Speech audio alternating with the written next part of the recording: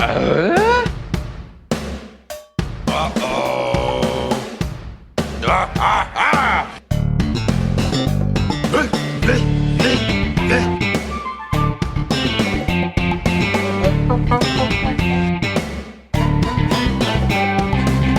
Uh-oh. Does everybody know what time it is? Home and podcast time. Well, that's right. Binford Tools is proud to present a Home Improvement Podcast. My name is Adam. You'll know my co-host, Jordan. Hey, Jordan. What's up, Adam? How you doing today? Good, yeah. Might say you and I are on a quest to finish the Home Improvement run, wouldn't you say? We are entering the final stretch. This is the last season, so that's pretty wild in its own right. Yeah, I would say so. Very, very wild in its own right. Don't worry, I found 50 new things for us to do. Yeah, you're on your own kind of quest, and the reason I keep saying quest is because You love Quest Diagnostics. I do love that. Questlove, is that somebody? Yeah, that's okay. I like him too, obviously. No, I watched the Galaxy Quest doc on Amazon, Jordan. Wow. Yeah. You want to hear about it? Not really. No. Yeah, I'd love to hear about it. It'd be funny if you were just like, "No, man, I'm good. I'm never gonna watch that. I don't care." I probably won't ever watch it. Yeah. I'm surprised it exists. Mm-hmm. But I am interested to hear about it because it's a good movie. It's a good doc too. I really enjoyed it. I was surprised by how much I enjoyed it. Let me think here how to describe it. So basically, you're just kind of walking. It's a behind-the-scenes look. You get a lot of interviews. Basically, everybody that's in the movie, the exception of Alan Rickman because he passed away, you get a lot of talking head interviews. They talk about how it came together and how it sort of got this cult following over the years. Apparently, it's very, very popular among like the Star Trek people, things like that. And there's like conventions and cosplay and things like that. So that was news to me. I knew it was kind of highly regarded among like critics and stuff, but I didn't know that it had gained sort of this second life as a cult film. But I mean, I liked it. I haven't seen it in a long time, but I did enjoy it originally. But in terms of the docs, so let me think of things I'll focus on the Tim stuff. So what would be some interesting things I learned? Tim Allen and Alan Rickman didn't get along very well at first. Are you surprised to hear that? Severus Snape? That's the truth, yeah. But they grew to kind of respect each other. I mean, does it say why necessarily? Yeah, Tim wasn't that professional. It would come and make like a lot of like fart and dick jokes and things like that. And Alan Rickman didn't care for the lowbrow humor. It's funny because I've seen behind the scenes Harry Potter stuff, and I've seen him doing stuff like that. Like I'm pretty sure they planted like a fart machine in one of the kids' like sleeping bags during a scene on the show. Well, maybe he just doesn't like Tim Allen, but he came around. Other interesting notes: Tim had to get he got a personal trainer, and he got pretty shredded. They showed some pictures; he's looking pretty good. But that personal trainer became his wife later on. Wow. Yeah, so he met her. You don't met see her that, on Galaxy Quest. You don't seem that impressed by any of this. All right, I'll amp it up. I can tell you're kind of looking at something else. That's fine. No, the first one I was interested in. I'm thinking it through. The second one, not quite as interesting to me. But I wonder why. I'm interested in the fact that he got shredded. Is it because it maybe there was an affair involved and you don't want to think about that? No, not particularly. Okay. I didn't really know his marital status before then as well. Okay, so. All right. Other interesting things. Tim really wanted the role. A lot of other people turned it down. People who turned it down? Forgot. Did you watch the documentary, or are you just making this up? There's a lot of information. I mean, it gave me a lot of information. People that turned it down. Okay, I'm trying to think. It was like, I'll have to get back to you on that. But he wanted it. He wanted it bad. That's a Patreon bonus. Yeah. Other things. Okay, so there was some skepticism about whether or not Tim could carry the heavy moments. Whether or not he'd They've be able obviously never seen Home Improvement. I guess not. Yeah, that's kind of what I was thinking. So there's like a really heartfelt moment in the film where he has to tell the aliens that Galaxy Quest is a show and not real life. And that day, because it was carried out, the production company was DreamWorks, and that's Spielberg's company. So Spielberg came to set that day and watched Tim deliver this this heartfelt kind of scene, and he was very, very impressed. And he complimented Tim afterwards. So that was a big day on set. A real Three Amigos type moment. How do you mean? Don't they have to do that in the Three Amigos, don't they? They get like that town hires the Three Amigos because they think they're like actually good at I gotta be reading. honest, I have never seen the Three Amigos, so real role reversal for us, huh? Yeah, and this is a weird day. Other things of note, yeah, I mean it's pretty short. It hums along. It's interesting. Like I said, they got Sam Rockwell, they got Sigourney Weaver, they got everybody. Tim is he's pretty good in it. He gets a lot of attention. So I don't know, like I think if you're a Galaxy Quest fan, it probably would help. But I think that if you're even just a Tim Allen fan, it's worth watching because you do get a lot of Tim in this, and he looks great as usual. And I guess the big takeaway is that Galaxy Quest they tried to make it last minute kind of more of a family film than what they shot. So it was marketed as more of a family film, and that's sort of cited as the reason why it wasn't a bigger hit because it didn't make a ton of money. But it was a good doc. I did enjoy watching it. So it's surprised. Called Never Surrender. Also, Never Surrender. The title. Yeah. And it's if you have Prime, which most people seems like they do. Yeah. Easy watch. Mm-hmm. I don't know. I might have to check it out, even though I'm a bit dubious of the way you describe some parts of it. Like what? Like what parts? You didn't know who turned down the role and things like that. I might have to tune into this, and we might have to do Galaxy Quest for our next Patreon. We should. It's like the only good movie. There aren't that many good ones. We've been avoiding it for some reason. I know, it's weird. Like, why do we want to watch something good? I do like Galaxy Quest. It made me want to watch it. So, yeah, I'd be down to do it for Patreon in the future. Okay. I'm going to get back to you on... That's written in the stars. I'm going to get back to you on people that turn down the roles. It's like, I know you're kind of disappointed in that. And I gave you so much good information that you're only focusing on the bad. It is true. Maybe it's good this podcast is ending. Speaking of ending, season 8, we're here. We're here. Yeah, it took us 4 years or whatever it is, but we finally made it to season 8. And this episode that we're going to cover, well, I guess before we get into the episode, you want to talk about season 8 as a whole, right? I got to get into season 8 a little bit. I got to dip my toe into the waters. Yeah, let's give everybody some context. All right, season 8. On the heels of season 7, where Home Improvement, this is sort of a review, but it was ranked 10th in the Nielsen ratings, 25 episodes, and averaged had a 12.0 rating. So this year, season 8, 28 episodes. Good God. Also ranked 10th and had an 11.0 rating. So not a major drop-off in interest between season 7 and season 8. The diehards are still around. Yeah, but I guess the problem is, and I read an article that is kind of a good wrap-up on the show, which I'll probably read as the podcast comes to a close, in 6 months or whatever. But the big issue is that, Home Improvement, at this point, has lost 60% of its viewership since its season 3 peak, which is significant. Now, not significant enough for them. They wanted to keep going. We have all that information out there. Tim turned down $50 million. Pat turned down $25 million. No, something I couldn't quite tell was, at the beginning of the season, do you think that they knew it was the last season? I would assume so. I think maybe once JTT left, the writing might have been on the wall. Okay. But I just wondered if, they knew going in. Because obviously I know, you get the promos and stuff where it's only 6 episodes left. And obviously they knew at some point throughout the season, but I couldn't tell if they knew going in. So...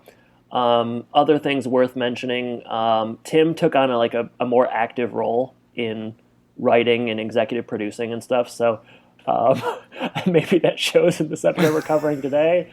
So he was just more hands-on because I think at this point they're maybe running out of ideas a little bit. I think that's pretty normal too. You get towards the end of a series or just further in the series, and then some of the people who are main actors on the show, they get more of a hand in producer roles and writing and all that kind of stuff. So, but other than that, that's basically it. So, dwindling popularity, but still kind of top 10 is still, it's still significant. A lot of episodes, and the JTT stuff, I think we should wait to touch on until it officially happens. But next episode's going to be kind of his departure, as far as I can tell, and then he's going to come back one more time. So, and they're kind of planting the seed in this episode. So I'm assuming they had an idea.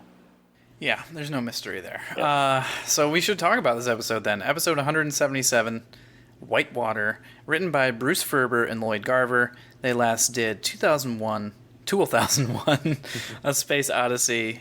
This one was aired September 22nd, 1998. I've got 3 titles. I have 4. All right, well, I'll let you go first. The Bad Birthday Blues. BBB. All right. How about A Birthday Row?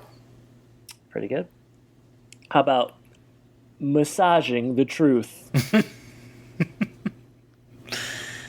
How about A Rapid Change in Attitude? That was I wrote that one down and then I crossed it off. So yeah, I think I had like a rapid change in opinion or something because that definitely occurs here. Yeah. All right, this one sucks. Kooky Kyle. Why'd you get rid of the rapid one for that? I had to get a Kyle one in there. He's integral to the episode. All right. How about Stain and Disdain? Okay, good. This is the last one. This is the only one I feel good about. A Kernville of Truth. That's really good. Thank you. All right. That's actually, I don't know. That felt like a good week for us compared to the last couple week was weeks. So bad, yeah. We've had a few bad weeks, so yeah. We're starting off on a good foot here. And we're going to start the episode on a good foot because Heidi's coming out of a cake, and it's Tim's birthday. Finally. And finally, we're opening on Tool Time. It's very festive. The crowd's in party hats. There's balloons. They do it big. I'm sure Tim requested all of this. Have we ever learned that Al's full name is Alfred E. Borland? I think it's a joke because it's Alfred E. Newman is the guy from Mad Magazine. Okay, so that didn't land then. Tim doesn't like birthdays because someone always tries to make plans for him, and he wants to do it himself, and this year he's done it. God darn it. He's going to a NASCAR race and some VIP seats, and then he's going to immediately come home, watch it again, and eat some ribs. Strange birthday, but I don't know. I guess it's your birthday. You can eat ribs if you want to. If it makes you happy, you know. Yeah. Today's show, they're doing this must have been a really boring week on Tool Time, but I know. Today's show is homemade birthday cakes from fans. This episode freaking screams like we need to be done making this show because like every part of it is just like, oh, come on, is this what we're doing? Yeah. A nice Binford wheel, though. I'd eat that cake. To be fair, my wife and I were just talking about yesterday how we want some cake pretty bad, and we don't have any in the house. So I think maybe I was just hungry. Tim's going to make some devil's food cake. He makes a very ugly brick-looking cake, but it's probably pretty good. It reminded me of the cake from Matilda. Yeah, that's about right. Yeah. Make that kid eat that cake till he gets sick, but you know, I always kind of envied that kid. I wish someone would make me eat cake, and it looked pretty good. He's going to enjoy it right now. He's going to make himself eat it, and he goes to sit in the old Lazy Boy chair. I'm not sure if it's the Lazy Boy or whatever, but it's the chair that's been on the show forever. And turns out that was a surprise cake from Al. That must have been an expensive cake. I think it's actually a cake. I couldn't tell. I mean, I'm not sure what else it's made out of. Yeah, but how do you fake that? Somebody worked real hard on that cake. And then he just put his butt in it. I know. Usually you don't put your butt in a cake until after you've had at least one piece. That's only when you don't like it. It's. I gotta be honest. This is probably the best part of the episode. This opens, so and it's not even that sweet. No, if you know what I mean. Oh, I do. Yeah. Okay. All right. Home.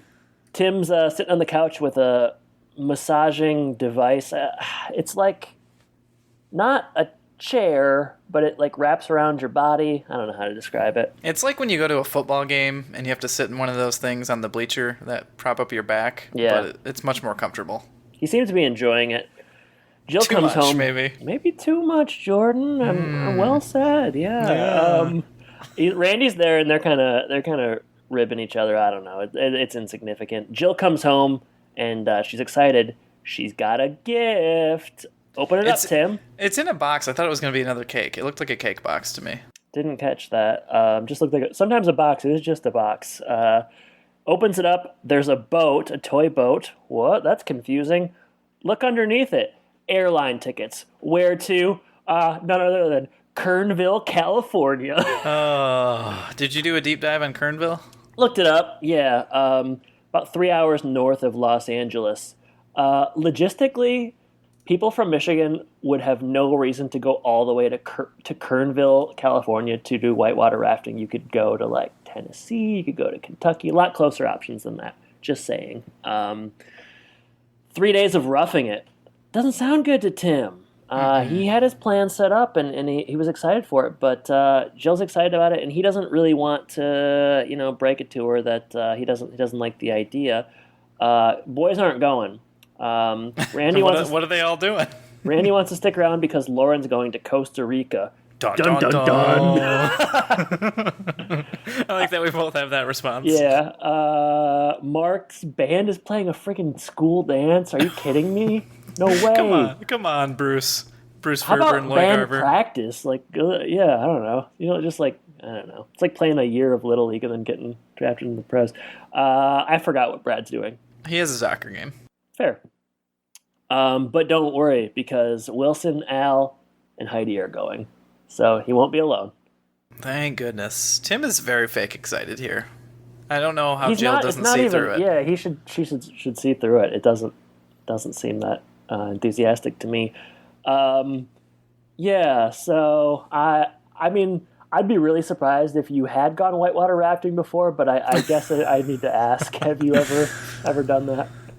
No, the only thing that I've done, not even remotely close, is Please there's say Disney ride that you went on that kind of mirrors it. Please tell me that's what you're gonna say. There is a river rapid thing at Animal Kingdom. So Fair. Yeah. You get very wet, I'll tell you that. Oh man, yeah, that's cool. I haven't either. I remember for a while growing up, my dad really wanted to. He was pretty excited about it, but it never happened. So I don't know. Does that happen a lot with your dad though? With trips, I mean, usually, I don't know. I feel like usually if he wanted to go somewhere to do something, we would have done it. So I'm not sure why it fell through, but maybe he saw this episode and was like, I don't know. It's kind of crappy. He saw Kyle and he was like, I don't want to meet a weirdo like that. Yeah, well, I don't know if there's any more weirdos like that out there, but they quickly arrived at Kernville, so we're moving on pretty quick.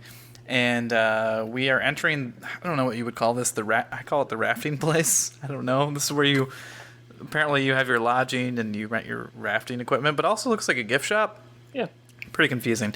Tim is wondering if he can still watch NASCAR and figures out the package that Jill ordered at the front desk area. Yeah. Yeah, she ordered the Back to Basics. What about Tim? She should know he wouldn't like this. Especially the roughing it. We've never seen him do that. He doesn't like doing that. The only thing I can think of... He likes ice fishing, right? Was ice fishing. Yeah. There was one camping thing, remember, where they had to try out Binford stuff? Yeah, how'd that work out? Not well. Yeah. So yeah, Tim wants to switch to the top-of-the-line package. Heidi comes in, and she knows all the rafting lingo. Yeah. What do I make of that? Nothing. Al comes in... Hey, don't dismiss the part where... Cub, the guy in the register, says, "Hey, I heard you've been up the river a few times." And then Heidi says, "Yeah, but that was before I was married."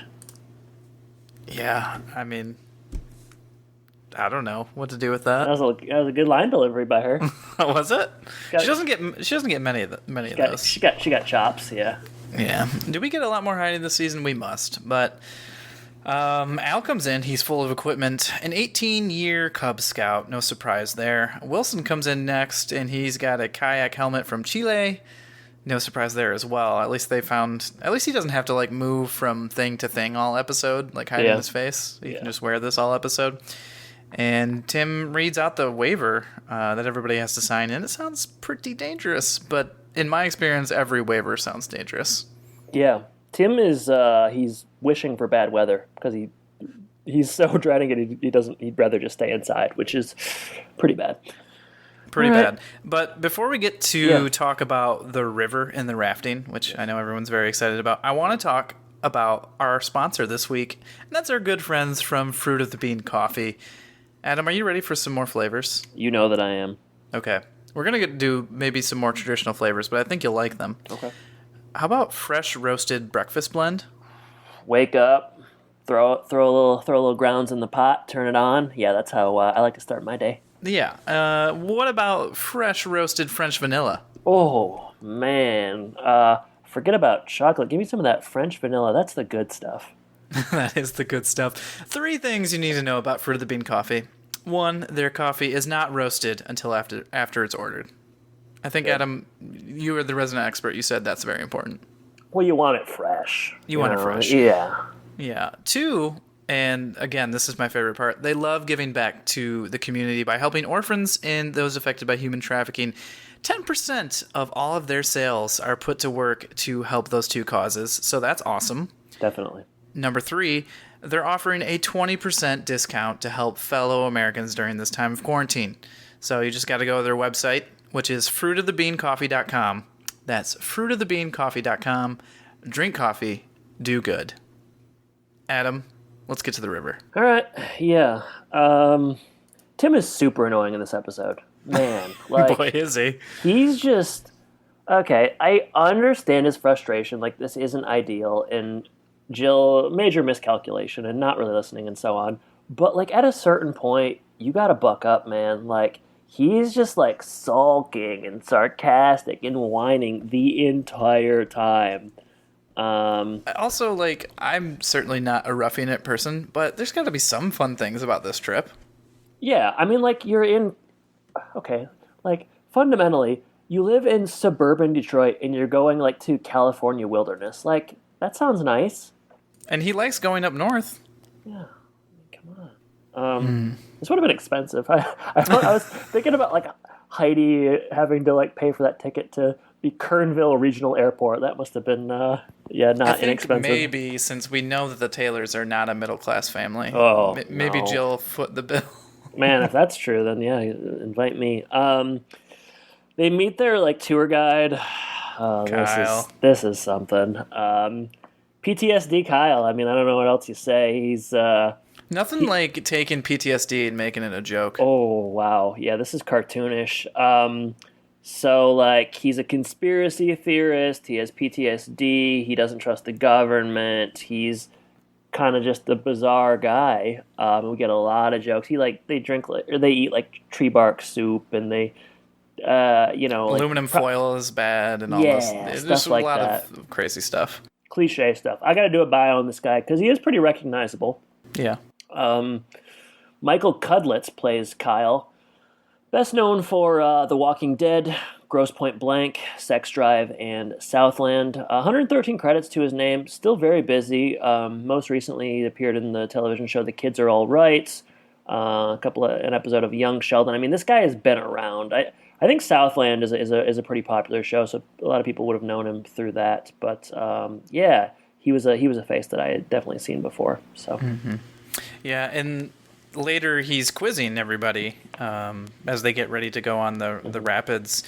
Tim's playing a Game Boy instead of listening. Yeah, I mean, yeah. This episode, it's also like everything is just, whenever they do the on location stuff, everything is just kind of strange too, because they don't have the audience there, and it's just like a little bit awkward, and things are a little bit slower. I feel like things lag for whatever reason. I think because it's just more naturalistic, but. Yeah, this Game Boy stuff, woof, I don't know, man. He's like fighting aliens or something. It's so stupid. Yeah, which I guess feeds into Kyle's worst fears. Yeah, hey, Kyle definitely believes in aliens. They run to the ahead. river, Jill trips, and something has flared up over the summer, and it has flared up again, and now she can't go on the river trip. It's quite a fall, gotta say. Really, really biffs it. Yeah, why did they do this? Like story-wise? Because they want to introduce the wife? Who yeah, isn't... I mean, that's the only reason, and that is not necessary. Yeah, why did they do this? I was going to say, like, so Tim can more outwardly complain, but he was already doing that in front of Jill anyways. So, like... I guess I just don't understand this part. Well, there's a lot of stuff in this doesn't make sense. I mean, Kyle's departure later on is, like, pretty out there. But yeah, she, for whatever reason, I guess, well, there's a B plot that's coming up later, or maybe this is the B plot, but they need to have 3 plots going on. So I guess Jill with the wife is another one. But yeah, it's not great. All right, so home. This is either your B or C plot, and it lacks a certain. If I'm JTT, I'm watching this and thinking like, yeah, start the car. I'm getting out of here. So Brad and Mark are fighting over the massage chair. They kind of jostle back and forth, and Mark spills grape soda on the couch. I gotta say, if this is a sign of the kind of hijinks we're gonna be getting into between Mark and Brad for the rest of the series, we're in a lot of trouble. Yeah, I mean, I'm gonna try to like. We'll get into overall thoughts for this episode, but like I got to come into the next episode with a clean slate, because if this episode is a sign of what we're going to get 27 more times throughout the season, yeah, it's going to be a struggle to finish this endeavor we've started. Back at the river, who knows what's going to happen of that stain, but at the river, yeah, they're in the raft. And who knows what's going to happen on this raft? Well, we do learn more about Kyle, and we've already kind of talked about his character as a conspiracy theorist. They start navigating the water. There's some interesting camera work here. It's river cam. Yeah, river cam 98. Instead of getting like the long view, where I'm guessing maybe they had stunt doubles and stuff. They do like these camera shots where the camera's like right underneath their face. So, pretty extreme. Were they holding a harness with that? Was there a guy like right there? I don't know. Tim's being very annoying and is going to continue to do that. And Kyle gives a very stark drowning warning. Mm-hmm. What a scene it is. Back at camp, we meet Kyle's wife with Jill, and we talk about that bark stew that she's making. She's definitely a kindred spirit with her husband, I mean. And the crew arrives back at camp. Yeah, one thing I wanted to say in the previous scene where they're on the raft, it's like, so Kyle gives that stern warning, and then like, I'm not trying to say like I could do this very easily or anything, but like a little bit of rapid water shows up, and it's like 2 seconds of like them struggling, like maybe even a second where they're like brace themselves, they get their pedals ready, and then they're through it. Like a second later, they're like, that was incredible. Wow, what a rush. And it's literally like a second of action. It was just crazy. Yeah, I guess you could do nothing and make it plenty through that. I mean, it kind of felt like they could have just sat there, but like it was funny. They don't do a very convincing job with this one of selling the rapid experience. Yeah. All right, later. Singing by the fire. I wrote here that Kyle is a subtle character. There's some bright lights, and I think his natural thought is that it's aliens, and I thought, are we going to get more of ABC Taylor? ABC Taylor? I wish, compared to what we get. It's actually a bus. The episode doesn't really commit to the Tim paid for the luxurious experience bit, but we do get it here. So the bus comes, Tim paid for it, and he's going to sleep on it. Jill is kind of mad about Tim not communicating. Tim is mad because he did communicate and Jill didn't listen. An argument about birthdays and honesty.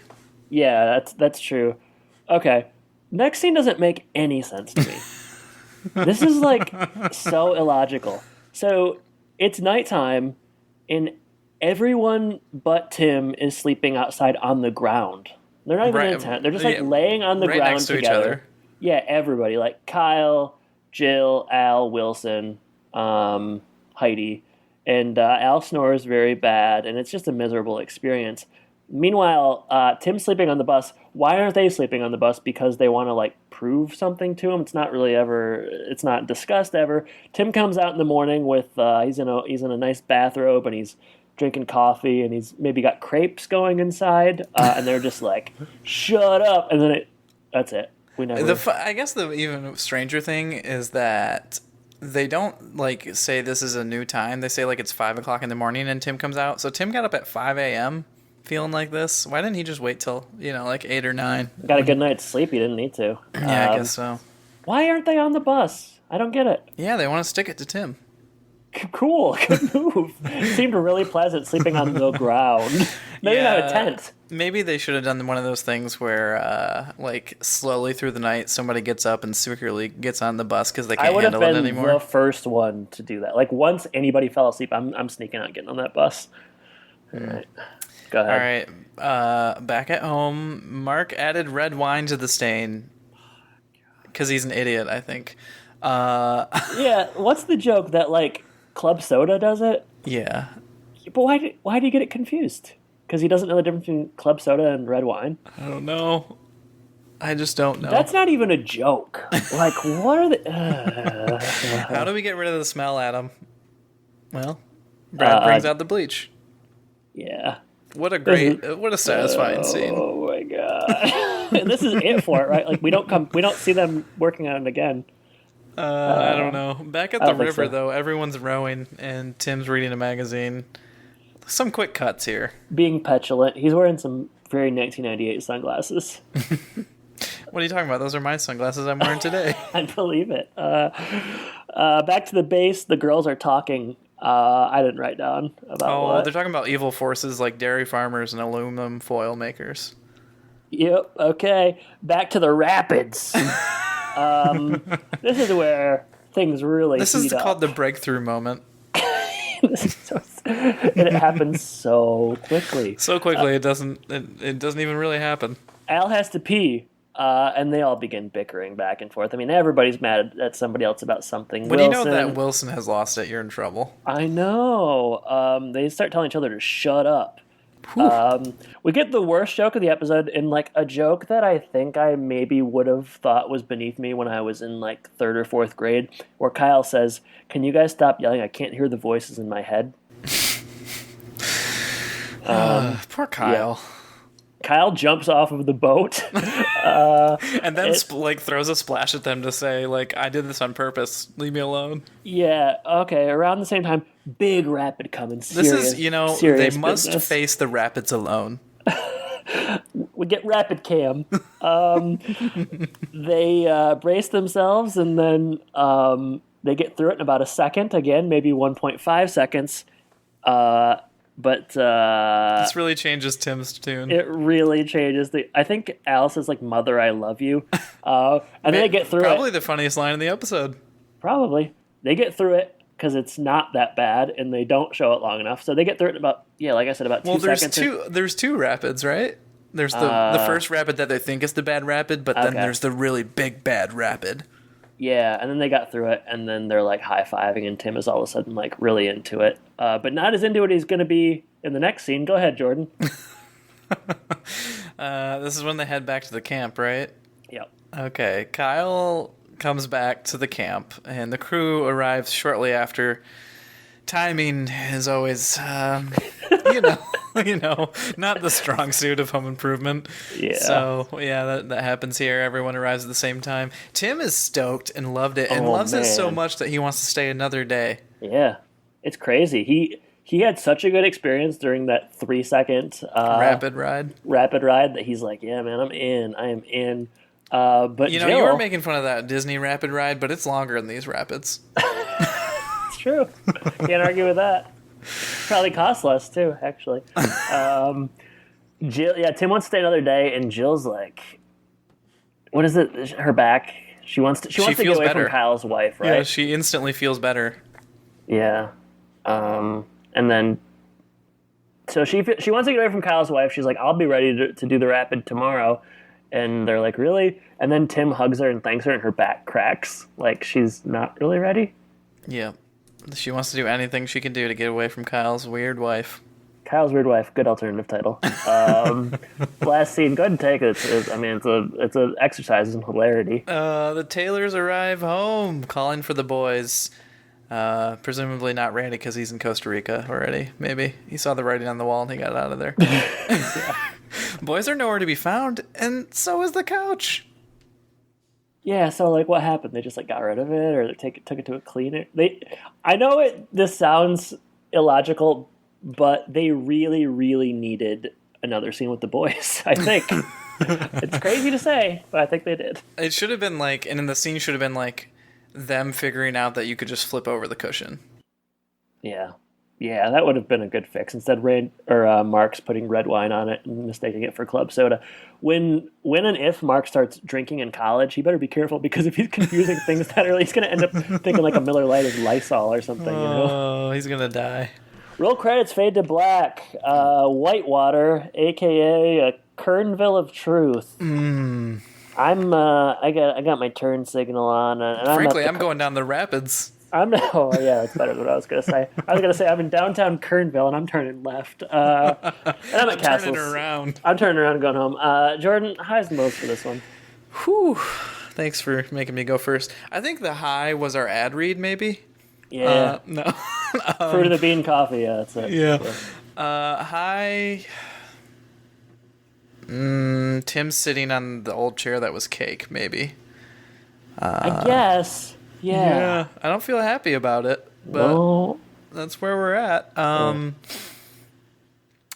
Scrolling through my notes right now to see if there's really anything else I like. I mean, yeah. I think I did say that the Al screaming, like, "Mother, I love you," kind of got me.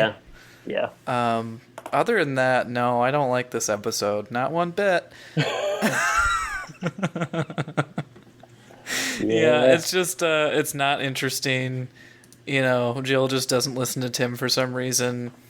I don't know. It's just not funny. Kyle is really a strange caricature and kind of there's no way they would do this to someone with PTSD now, I feel like. So it's just kind of weird watching it through that lens. Not really any funny jokes here. Mark's an idiot.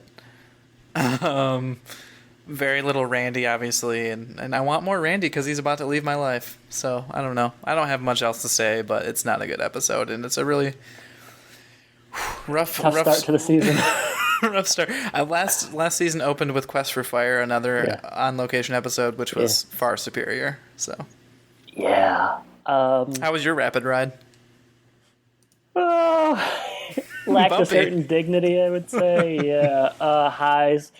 Yeah, I mean, like, I guess it's the chair. You're right. I didn't do much for me. You know, I'm trying to think if there's anything good. There isn't really anything good. This is a terrible episode. Like, lows. I mean, Tim is a terrible lead character to follow in this. He's so annoying and petulant. The conflict is stupid and illogical, and just like, I need to stop. I'm just really into saying illogical right now. It just defies any logic. And it's just like dumb. Like, I don't know. There aren't any funny jokes really. None of all the characters kind of do is fight. They get over, like, they bond over this rapid stuff in such a, like, succinct, fast way at the end of the episode. It's like, wow, Tim loves the rapids now. Based off what? Just a rapid change in attitude. They didn't do a good job, like, showing the rapids. That, like, the big rapid scenes were just so fast, and, like, they didn't really sell those. The stuff with the boys at home is, I mean, like, Brad eating cheese off of a pizza is, like, a better B-plot than what they have here. Like, it's just so dumb. It's just such a throwaway. Why didn't the boys have a party while their parents were away? Yeah, that's always fun. Like, just plan a party. Well, I don't know. Not much Randy. I mean, like, I really, really dislike this episode. And the Kyle stuff is terrible. I mean, it's not only is it not funny, and I don't say this very often, it is pretty offensive, actually, when you think about, like, the PTSD stuff. So, yeah, it's a really, really, really bad episode. A question I want to pose to you, Jordan, is this maybe one of the 5 worst episodes you've seen? Because I think it is for me. Oh, yeah. I always hesitate to make those sorts of statements. In the moment, yeah. But I'm sure we will get to it at some point soon, and it's certainly going to be a very strong contender. Yeah. All right, well, that's... Let's leave Whitewater behind. Let's move on to social media. If you'd like to reach out to us, go to thehomandpodcast.com. We're putting out YouTube videos fast and furiously, and we most recently just released an emotional moments video, which, you know, I had a good time recording with you, Adam.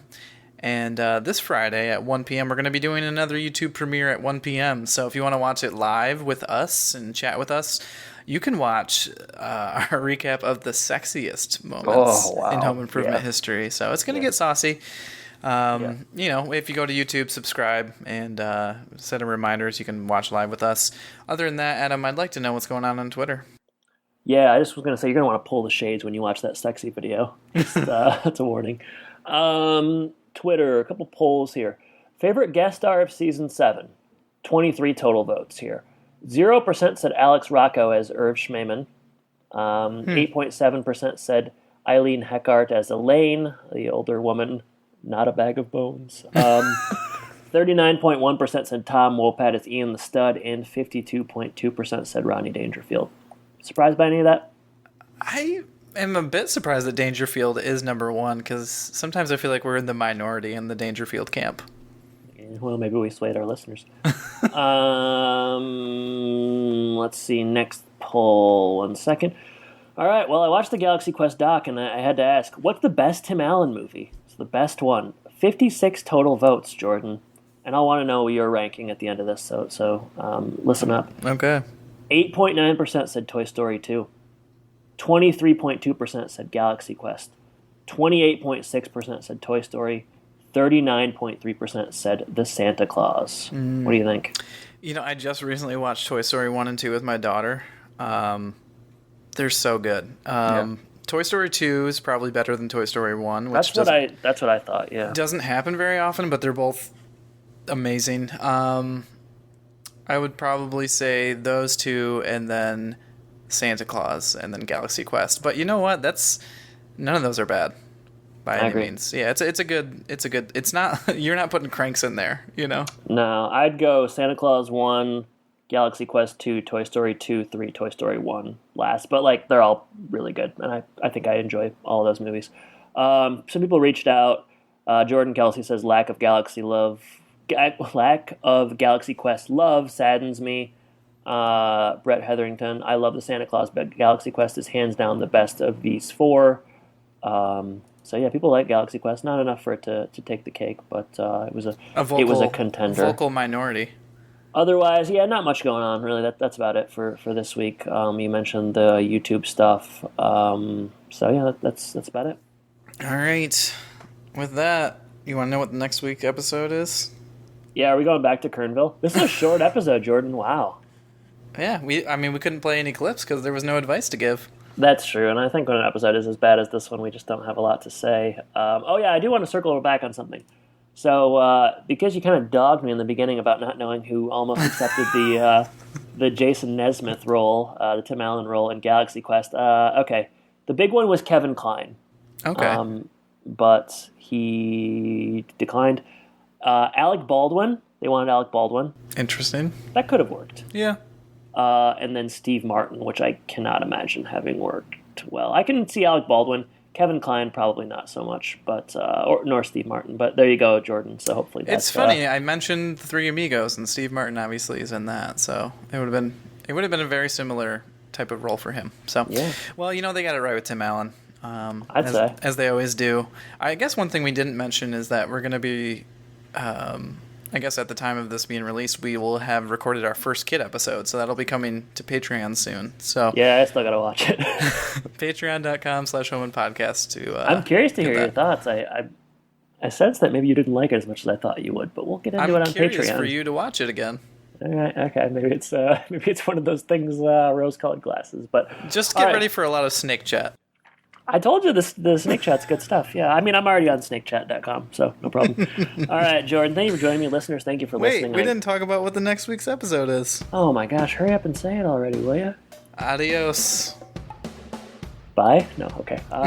Yeah, all right, adios. That is the fake finale for Randy. Penultimate episode of Randy. All right, well, I said it once and I'll say it again. Listeners, thank you for listening. Jordan, thank you for joining me. And I guess I should say, take care. Take care, everybody.